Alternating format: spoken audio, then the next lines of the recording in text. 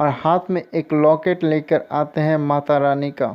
अम्रपाली दुबे को पिताजी लॉकेट देते हुए बोलते हैं कि इसको अपने गले में पहन लो, ये तुम्हारे डर को भगा देंगी और हमेशा तुम पे कृपा रखेंगी। अपने पिताजी के बातों को सुनकर अम्रपाली दुबे उस लॉकेट को गले में पहन लेते हैं और फिर अम्रपाली दुबे के पिताजी वहां से चले जाते हैं। अम्रपाली दुबे निडर होकर परीक्षा का तैयारी करने लगती है, अपने पढ़ाई पे ध्यान देती है। अपना सर्टिफिकेट लेकर अम्रपाली दुबे अपने पिताजी के पास आती है और बोलती है कि मैं पास हो गई पापा।